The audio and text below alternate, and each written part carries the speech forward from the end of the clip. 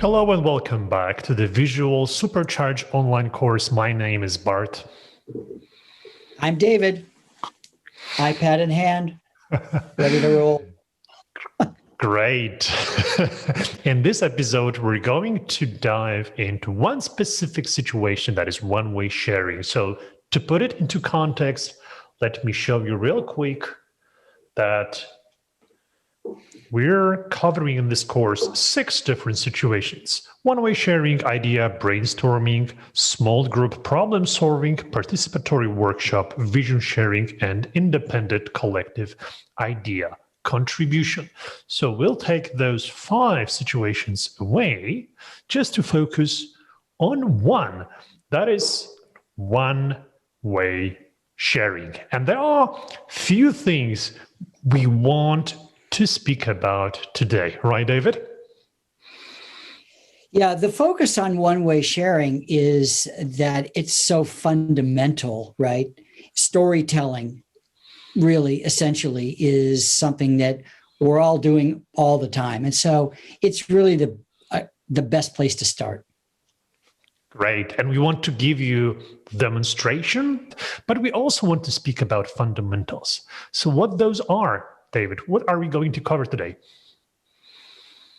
We're going to talk about the essence of storytelling and why it's so fundamental, why it's so powerful. Okay. We're going to talk about setting a context that people can share in, which means how we really get on the same page and why that getting on the same page is so important, and how to do it with visuals. We're going to talk about the experience of creating insight or perceptual shift, that aha moment. And we're going to talk about how to give as much structure as you can to your storytelling so that it's really robust and effective. Great. Let's dive right into point number 1. That is the purpose and ways you can employ visuals.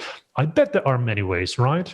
Yeah, the variety and the possibility for using visuals today is like limitless. And just the word storytelling is really all about creating pictures, either pictures that you can see with your eyes that are out here somewhere, or creating pictures in your mind. That is what storytelling is. It is the process of visualizing. And that's a huge arena. That's when we talk about, the inside track is that we are visualizing all the time.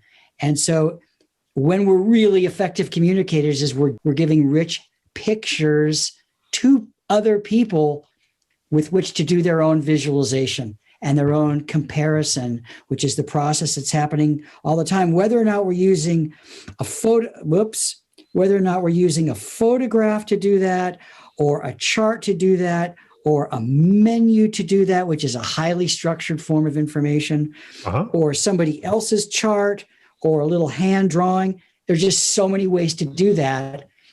No one should feel limited.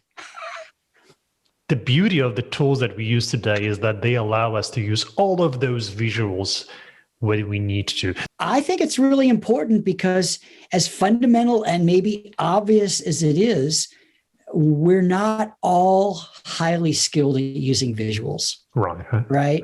There's really different levels in how comfortable people are using visuals, plus words and pictures. Do you want David to see a little demonstration how to employ simple visuals to tell a story? So, yeah, please.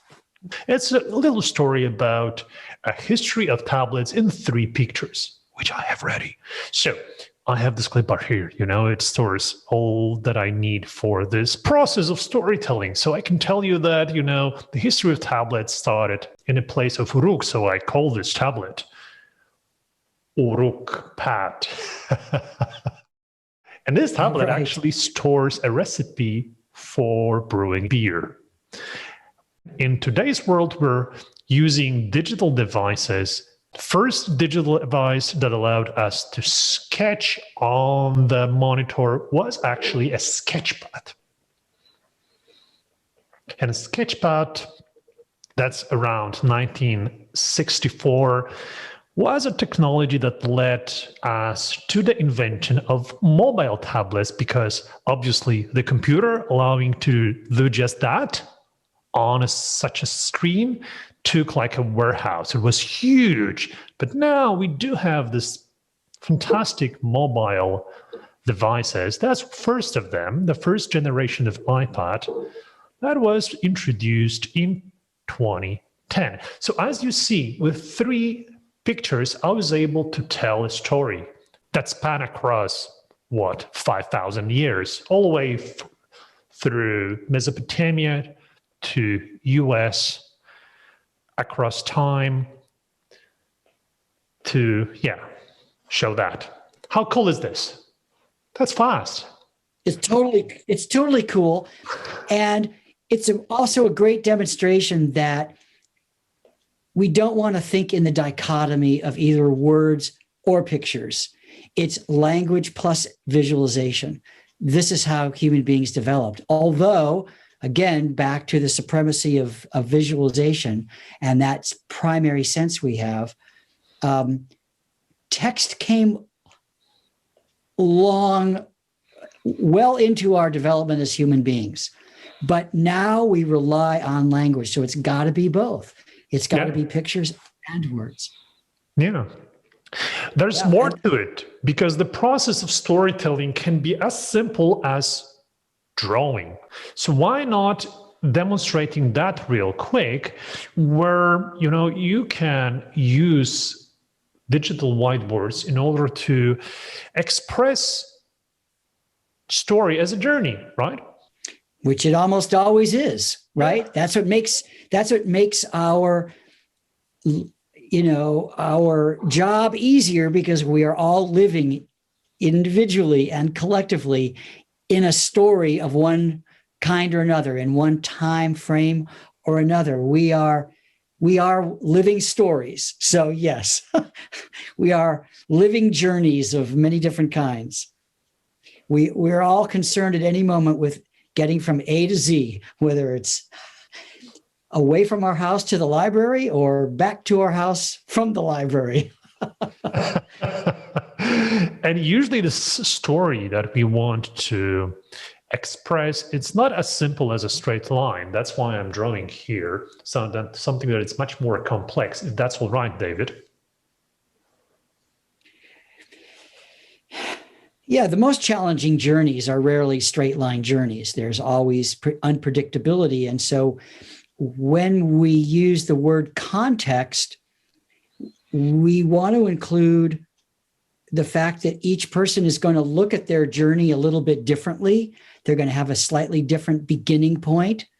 Usually the end points are pretty similar, but just the perception of different obstacles along the way, depending on unpredictability and ambiguity and imprecision of things that we can see.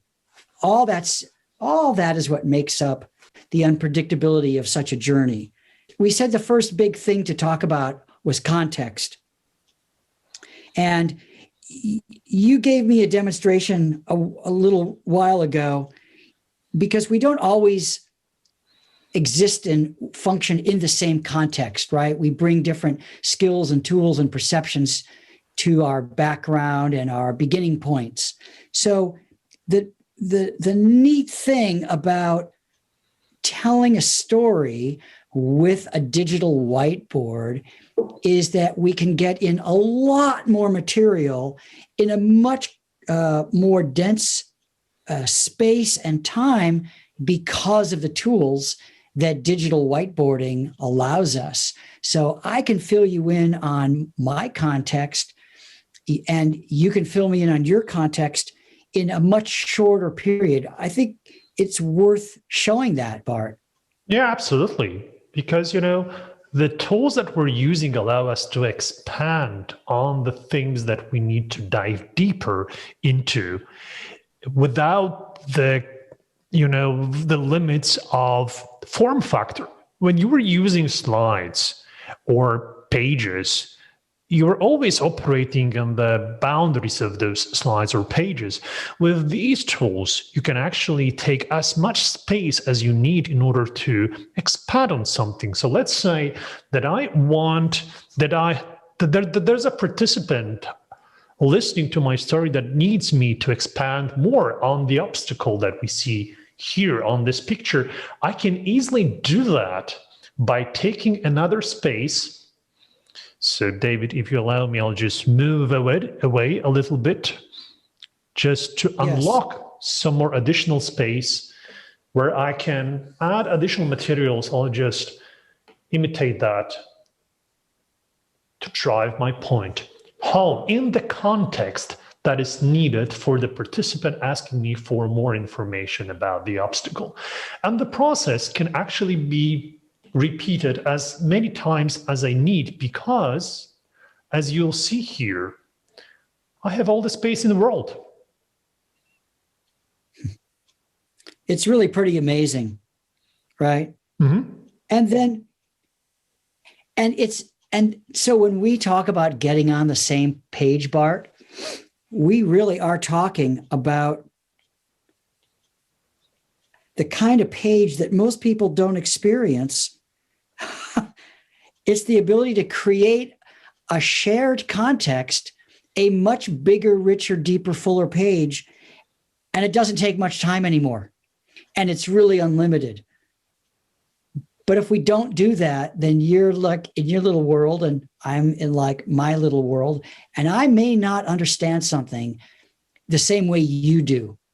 So when we do this context sharing using this new technology, we have a much greater chance of actually sharing the same experience or understanding in a more precise and authentic way. And that to me is a super powerful way to create this common shared experience. That is exquisite storytelling possibility. And that's what we hope that people will come away with and realize. Yeah. Whether these pieces of evidence are photos or charts or timelines and schedules or a piece of poetry, right? Mm-hmm. We're no longer limited to how rich and how fast we can build a visual context for each other. It's really quite something. And that's what we're hoping, that's really what we want to demonstrate with this point and how fundamental this is to storytelling, right? Mm-hmm. And again, it's using that idea of everything we see, we're going to interpret in some way. Don't we want people to interpret it in this way or that way? And then also be open to their interpretation. Like with the question, well, how do you see it, mm-hmm. right? Because we want that dance, we want that participation. That's really essential. And in the next part, we'll cover how to create aha moments of understanding and how structure is built when storytelling.